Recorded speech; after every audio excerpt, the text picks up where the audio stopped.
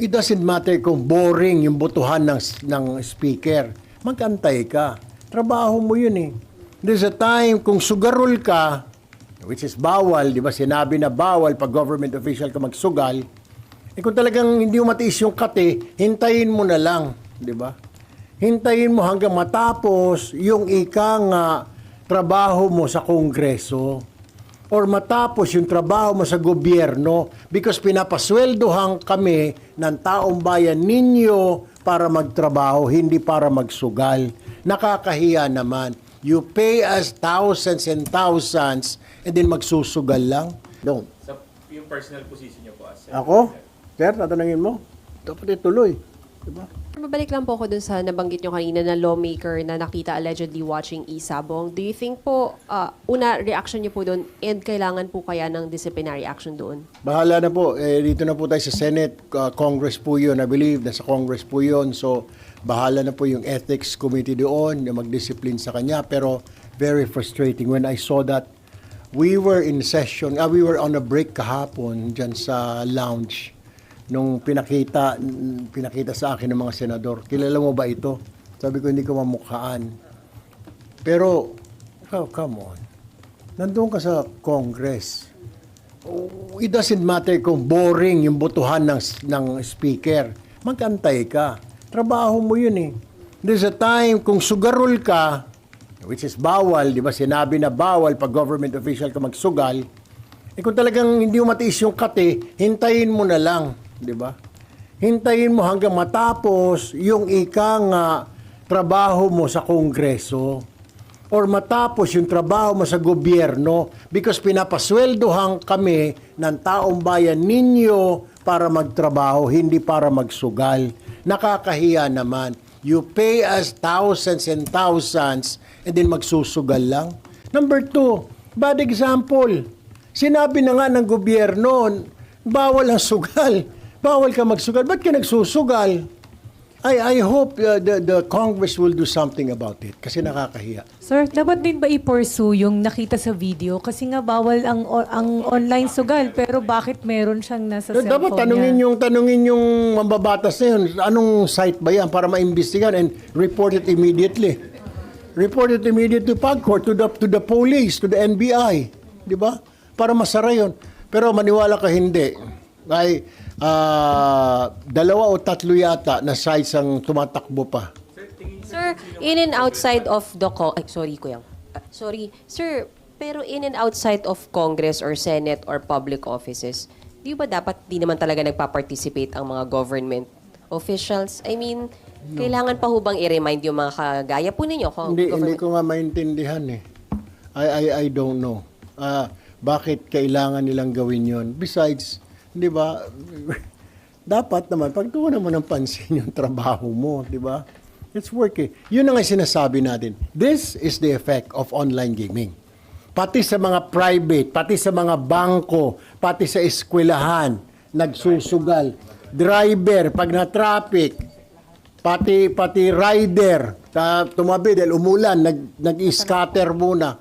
Nakita mo yan, ganun kasama. Sir, may info na kayo kung sino yung congressman?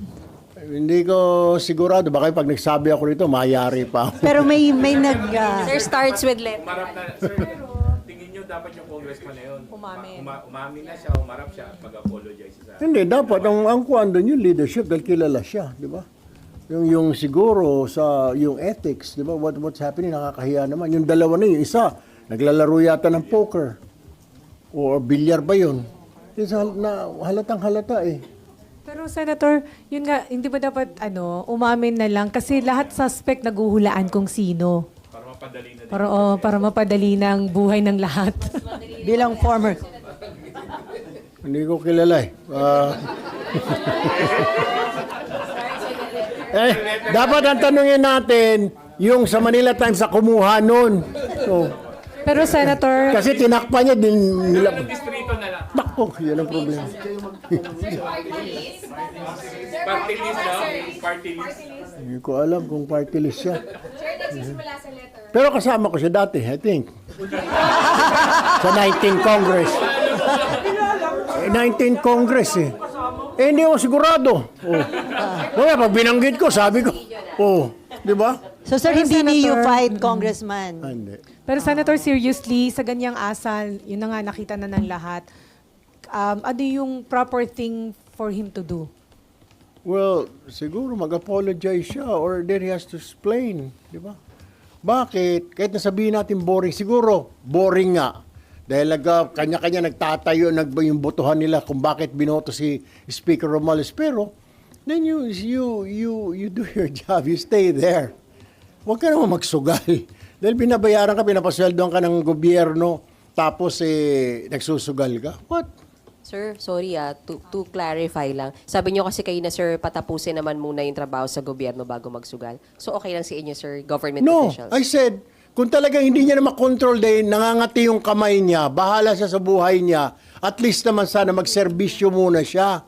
My point is, bawal nga di ba? I said before that, na bawal lahat ng government officials. At saka government employees, hindi lang officials. Meron talaga, dahil addict na, ano magagawa mo, di ba? Kung may mga addict nga, mga nasa gobyerno, alam nila bawal yun, nag-addict pa rin, laging nahuhuli. O malas na lang, nahuli siya, di ba? Hindi ko sinasabi na sang-ayon ako. Pero kung talagang hindi niya na makontrol yung kanyang kate, dapat trabahuin niya muna, doon siya magtago siya sa bahay niya, magsugal siya ng online gambling. So you're referring to yung isa nagsusugal kasi isa poker. So both of them should apologize. Umamin And and apologize. Tapos the Congress should ask for an explanation. Why? Imbis na magtrabaho sila, nagbobotohan sila, serious business yung araw na yun, di ba? Nagbobotohan ng speaker. Bakit ka nagsusugal? Number 2, bawal naman yun. In the first place, bawal talaga yung sugal. Anong explanation? Sir, yung sa impeachment, sir, tingin nyo, sir, dapat pang ituloy yung trial kahit na may decision na yung Supreme Court? Yun nga pinag-usapan, kaya ang tagal namin kahapon eh. Ano ba talaga? Parang, damn if you do, damn if you don't. Sa yung personal position nyo po as Ako? Sir, tatanungin mo? Dapat ituloy. Diba? Tuloy natin. Kasi, nag-antay na yung mga tao eh. I mean, everybody, kahit ikaw siguro gusto mo lang totoo kaya ito, di ba? Even the spokesperson of the VP said we're ready. We will prove that the VP did not violate the Constitution, etc., etc. Then everybody siguro, kay tayo lahat dito, we want to see ano ba yung nandyan? Totoo ba yan? Siguro pala naman, paglatag pala ng mga evidence, pieces of evidence sa korte, makikita naman talaga kung may katuturan yung ebidensya o wala, di ba? Yun ang nakita ng Supreme Court eh. May problema eh. Pero syempre, ang tao nag-aantay, then give them a chance. Kung ako tatanungin mo. Pero nga, lumabas nga itong decision, paano yan ngayon? Magkakaroon tayo ng constitutional crisis. Pag nilabanan natin, di ba? Kung sabagay, sabi na, hindi daw itong first time na nagkaganon. Pero kung lalabanan mo, we will have a crisis. And that's a bad example to our people. Kung Senate nga, umubra sa Supreme Court, dapat ang Supreme Court lang nagta-translate ng mga batas natin, di ba? We make the laws, they translate the laws. Di ba? Confirm lang namin, is there a resolution circulating seeking as the sentiment of the Senate po? A resolution daw po is circulating, seeking the sentiment of the Senate about the Supreme Court decision. And are you willing to sign that resolution? Wala na pag-usapan namin kahapon doon, pero there's no such resolution. Ang napag-usapan namin, humingi yung minority ng hanggang August 6 para ma-review. Sabi ni Senator Ping, kayo mga lawyer, okay lang kayo, Senator Kiko, Senator Pia, paano kami mga civilian? 98 pages. So, pumayag din si Senator Marcoleta. Actually, Senator Marcoleta wants it kahapon. Finish. Pero nakiusap ang minority, bigyan nyo kami ng chance para ma-review. Pumayag po sila Senator Marcoleta.